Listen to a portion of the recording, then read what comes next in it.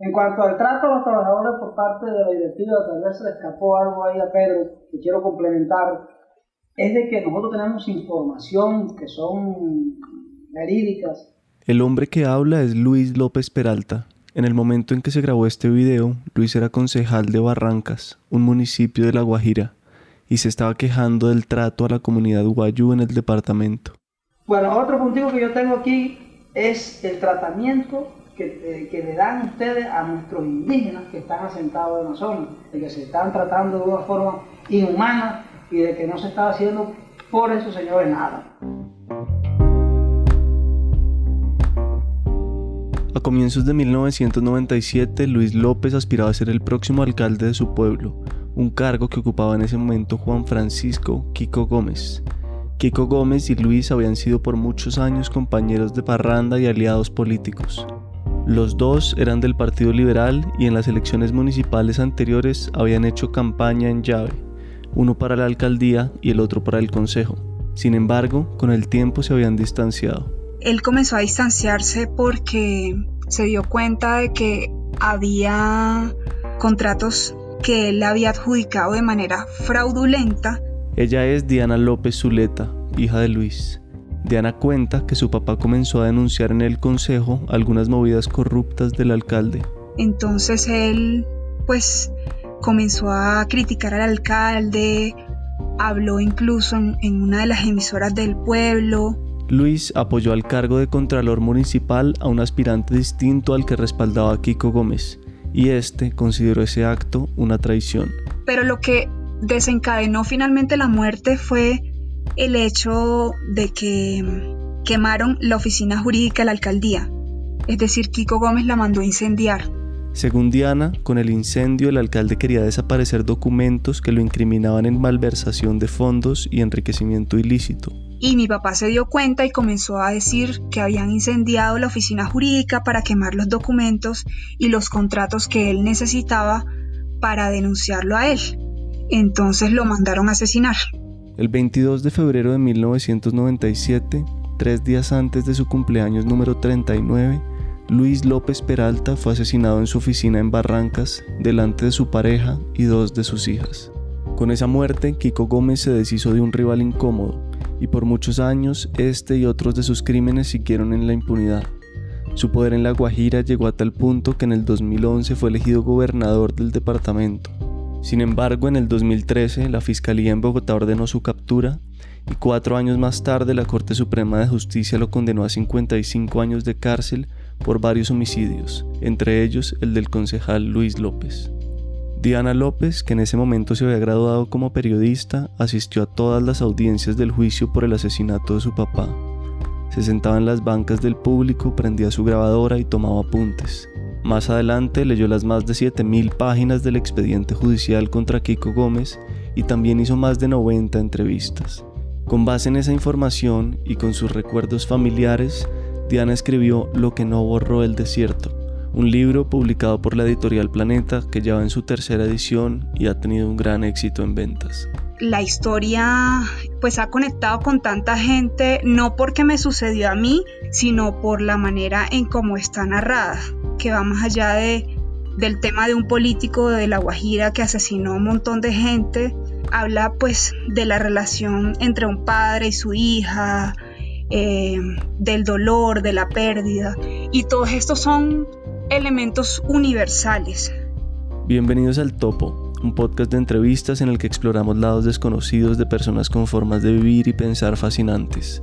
Soy Miguel Reyes. En este episodio hablé con Diana López sobre el vacío que le dejó el asesinato de su padre, el castigo y el perdón hacia el victimario, y sobre el entramado criminal que dirigió Kiko Gómez en La Guajira.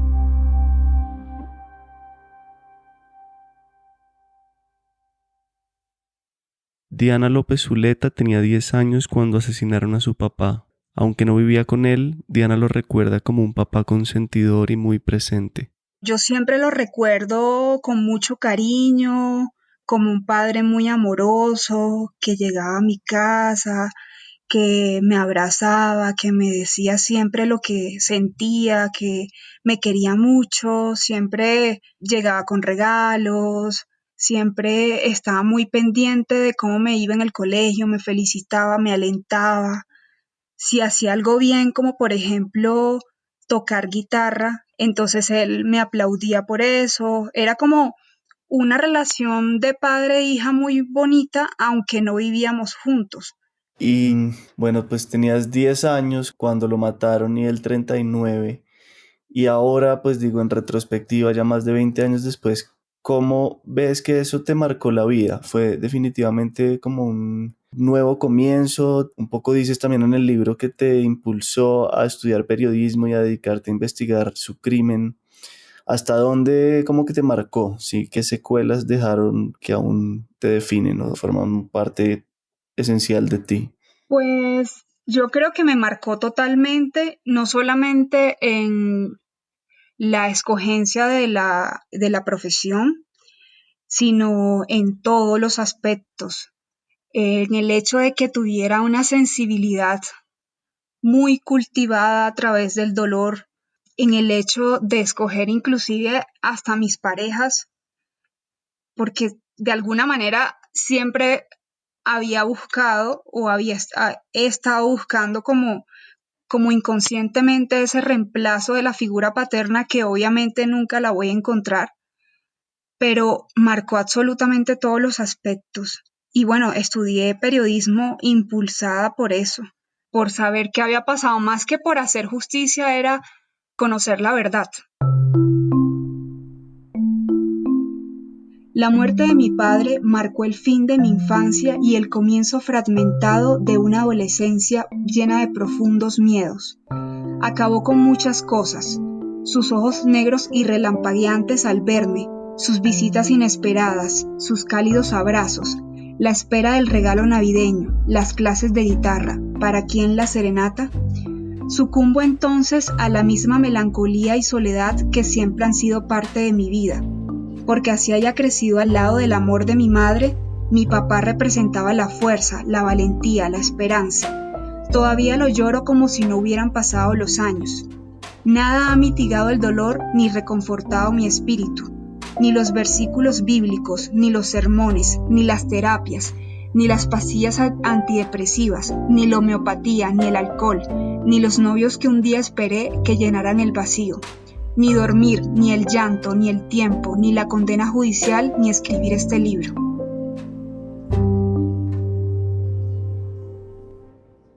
Hay varios detalles ahí como que quisiera desarrollar.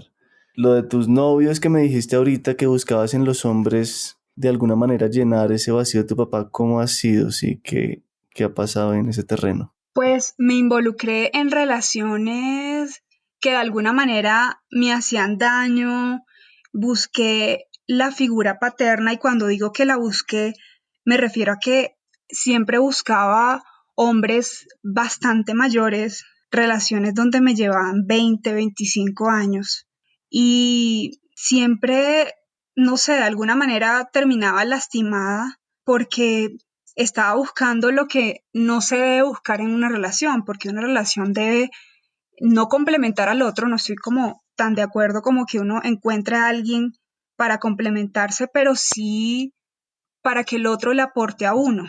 Y siempre terminaba en relaciones muy insatisfechas porque no podía encontrar lo que yo estaba buscando, que era esa ausencia, ese vacío y esa pérdida de mi papá.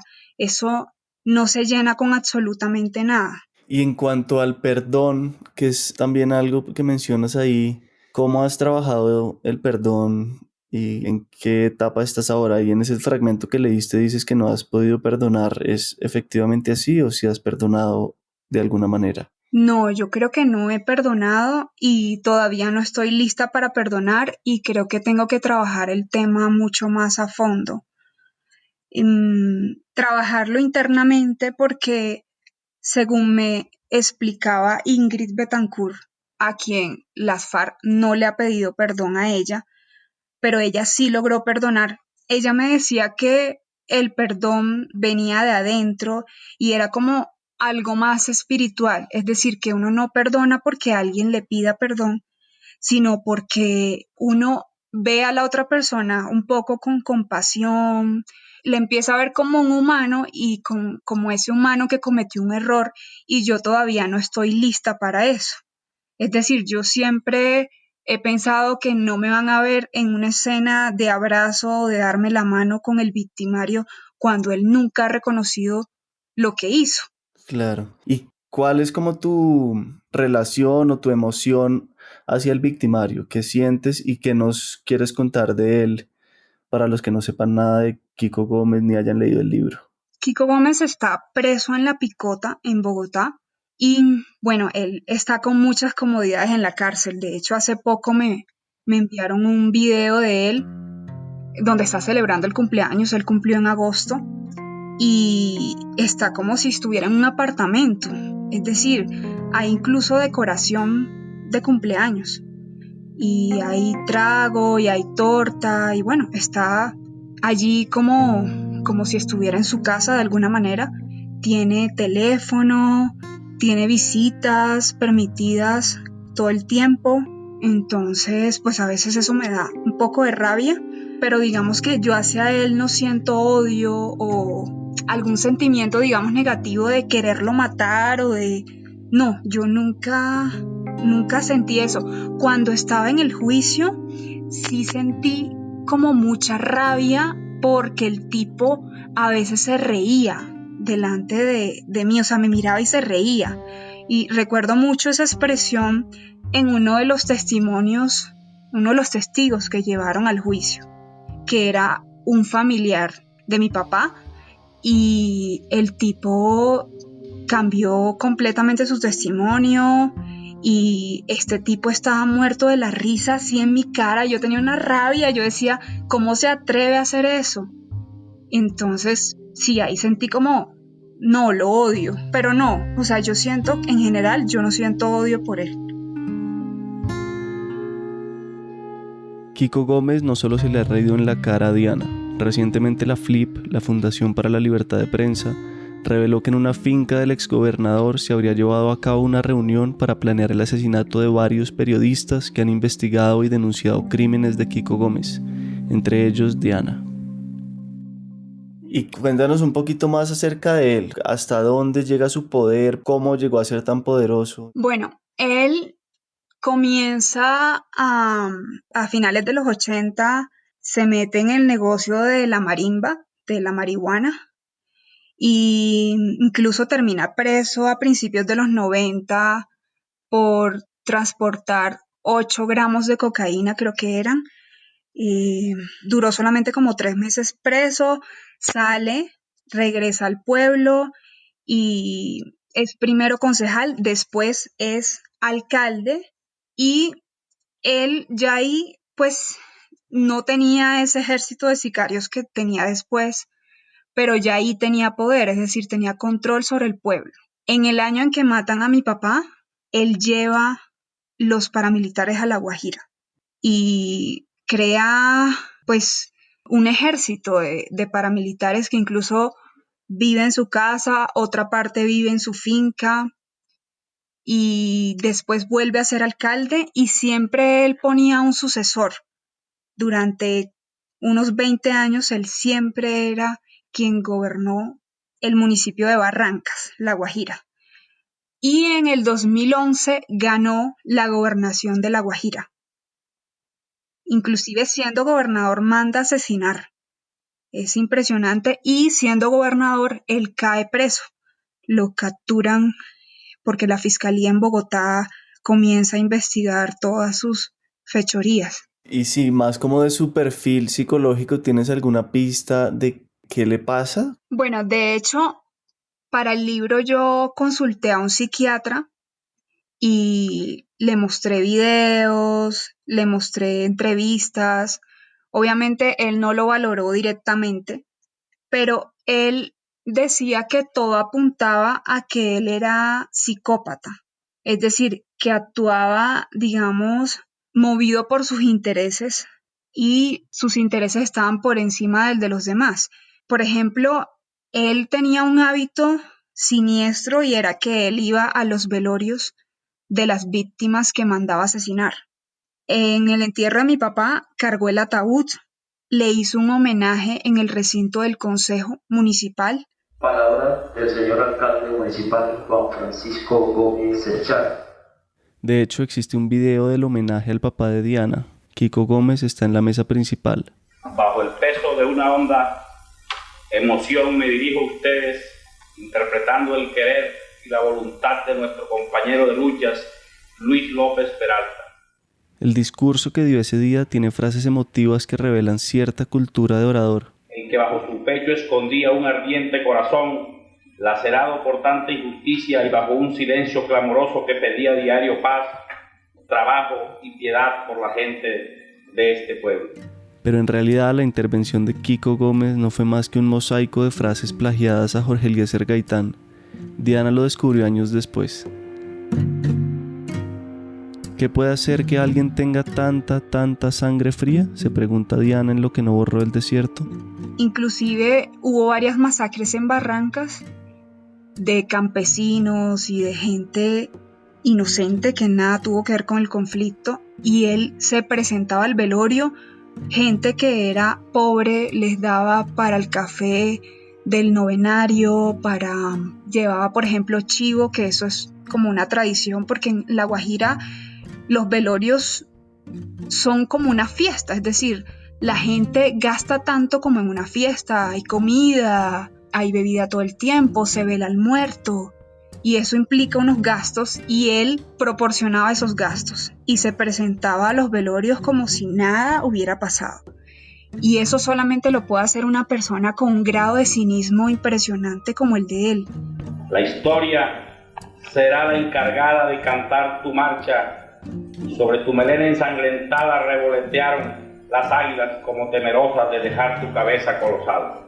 Él iba y le daba el pésame a las viudas, a la mamá del muerto, y amanecía en el velorio como si nada. En el de mi papá llegó a decir: mataron a mi mejor amigo, y fue y se ofreció a cargar el ataúd. Es aterrador, es aterrador.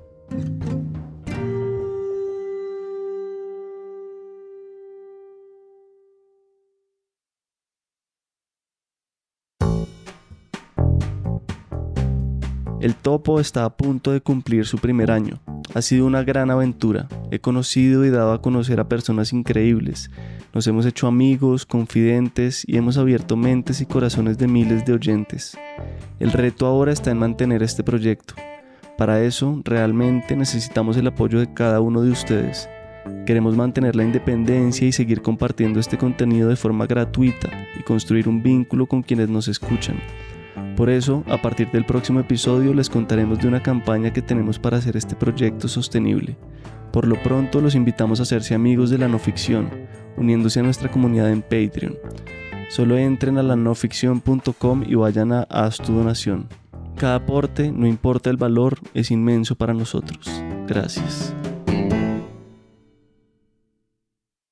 Quería que leyeras otra parte que me pareció muy bonita, que es un sueño que tuviste con tu papá y en el que más o menos te llegó el mensaje de él de que esta era tu misión en la vida, ¿no? Aquella noche y después de muchos años soñé con mi papá. Fue tan vívido que sentí su presencia. Me levanté a medianoche agitada, con la garganta seca, empapada de sudor. Sentí punzadas en la cabeza. Me senté en la cama, me sacudí las cobijas y encendí la luz. Tomé el cuaderno de la mesa de noche y escribí: Octubre 5, soñé con mi papá. Esta es una señal. Nada me va a pasar. Voy a aprender a confiar. Buscar la verdad es mi misión en la vida. No me puedo dejar intimidar. Sí, y eso me lleva un poco a que hablemos del miedo. Como, cuéntame cuál ha sido la evolución del miedo en ti. Mira que el miedo tiene muchas etapas y el miedo paraliza también. Y yo hoy día tengo miedo a muchas cosas, como siempre. Yo pienso que el hecho de haber crecido sin mi papá me hizo ser como una persona que no tiene como tanta autoconfianza en mí misma. Es decir, inclusive cuando yo entregué el libro, yo en ningún momento sentí que fuera un gran libro, y solo después de que lo leyeron muchas personas fue que yo me convencí de que el libro estaba bien escrito, de que realmente estaba bien narrado, y comencé a sentirme un poco más tranquila, pero inclusive hasta ese miedo, el miedo de no saber de si lo que uno hace está bien hecho. Hay una frase de Borges que el otro día escuché que le dijo a María Kodama, y es que el miedo es la peor de las esclavitudes porque es la que uno mismo se impone. Y yo creo que en este caso, claro, era un miedo infundado, porque este tipo infundaba terror, pues con plomo, ¿no? Todo el que hablaba contra él terminaba asesinado. Y era enfrentarme a ese miedo y enfrentarme también a todos esos estereotipos y todas esas cosas aprendidas de mi región en las que te dicen no hagas nada porque es mejor ser prudente, cállate, saluda.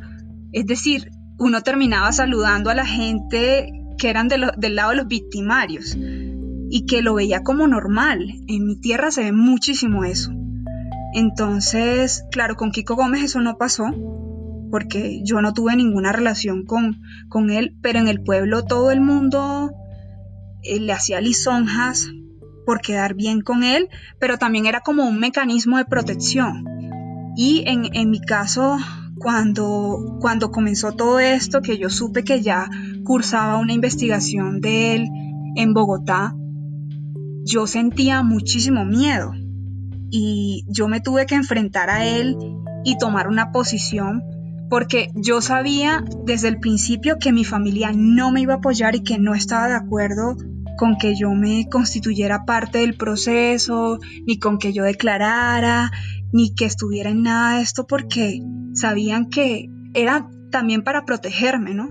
Pero también era porque quieren que haya justicia, pero quieren dejarle la justicia a Dios, y también es una forma como mediocre de arreglar las cosas y de no hacer nada.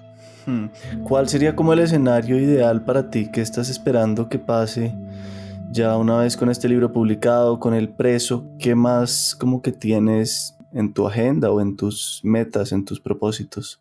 Pues con respecto a mi profesión, quiero seguir escribiendo, que es algo que me llena mucho cuando lo logro, porque es muy difícil hacerlo, y quiero seguir pudiendo cubrir temas difíciles, pudiendo ir a regiones apartadas. Eso es en lo que yo me veo y en lo que yo siento, digamos, en la posición más, en la que me siento más cómoda siendo reportera.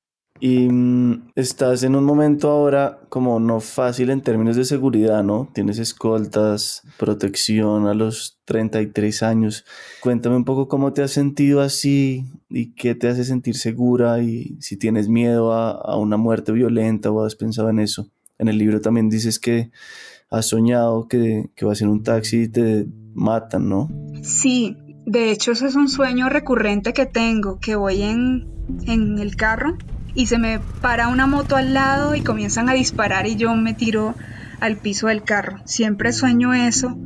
Es como, puede ser algo ahí en el inconsciente del mismo miedo, no creo que sea premonitorio.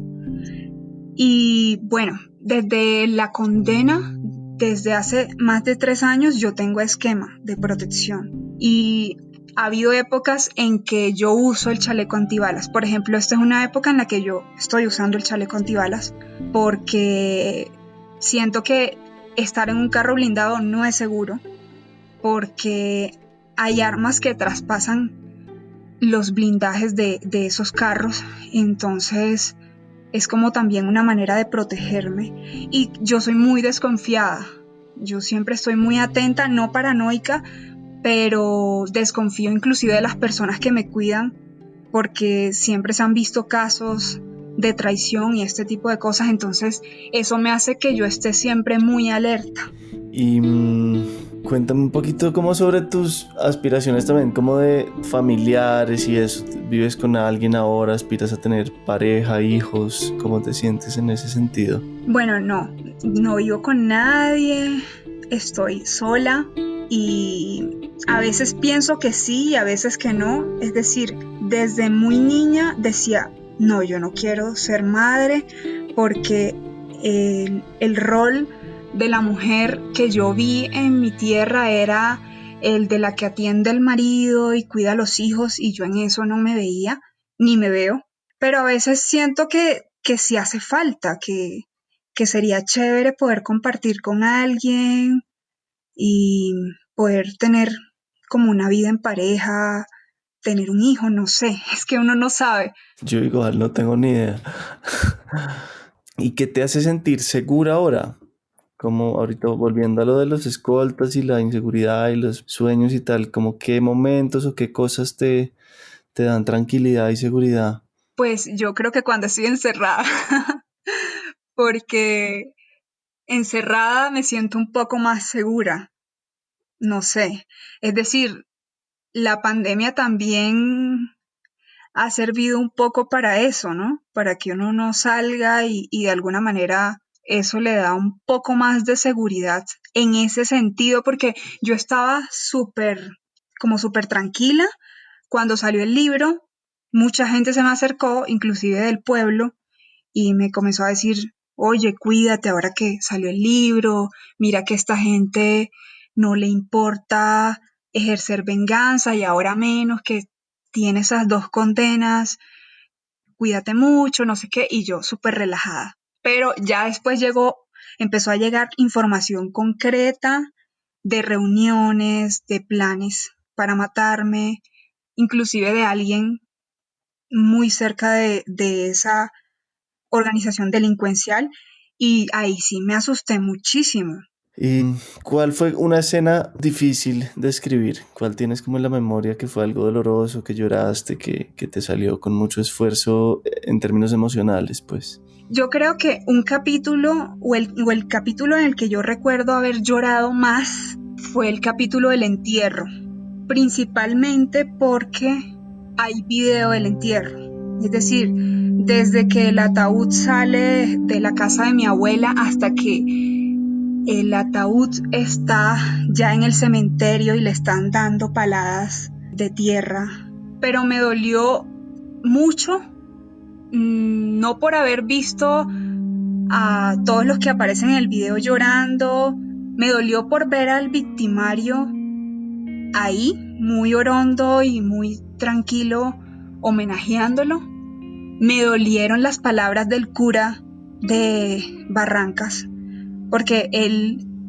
hacía una analogía con una parte de la Biblia y decía que mi papá y que la familia tenía como la culpa de que lo hubieran asesinado, justificaba la muerte y decía que no investigáramos nada, que perdonáramos. Y además hay una cosa y es que yo nunca quise ver a mi papá en el ataúd.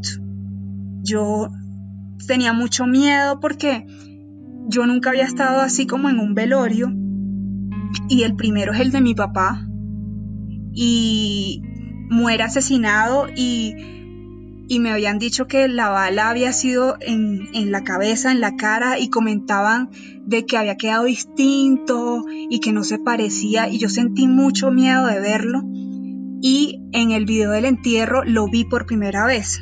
Entonces fue muy impactante eso. Fuerte, lo siento, sí.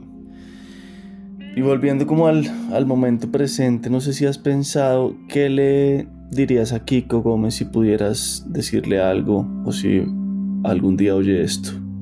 No había pensado eso, la verdad.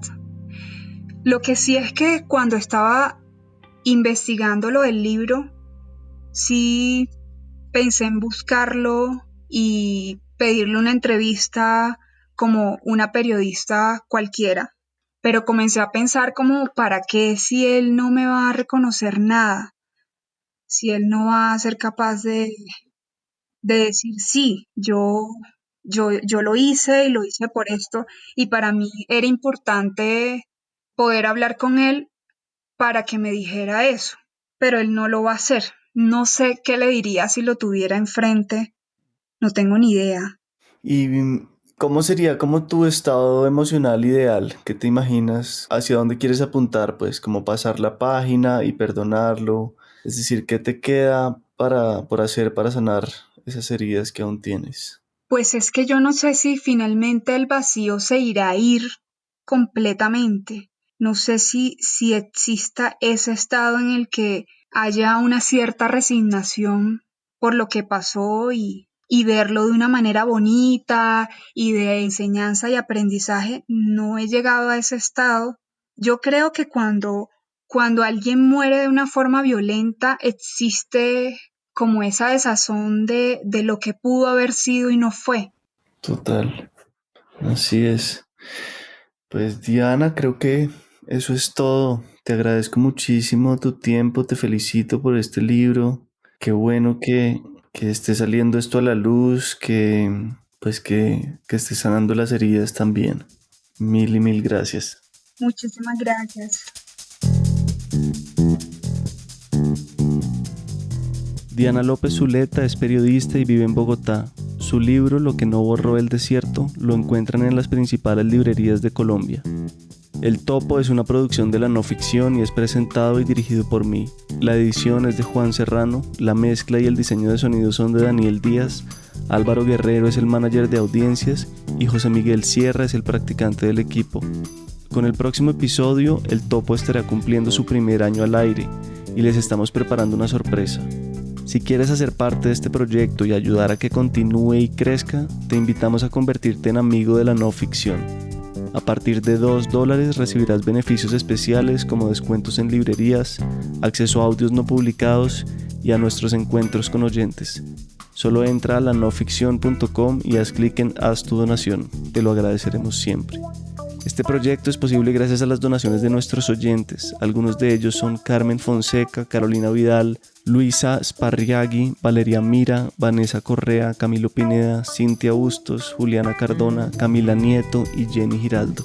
Si quieren contactarnos, estamos como Podcast del Topo en Instagram, Twitter y Facebook. Si tienen preguntas, comentarios o sugerencias, no duden en escribirnos por ahí. Muchas gracias por escucharnos.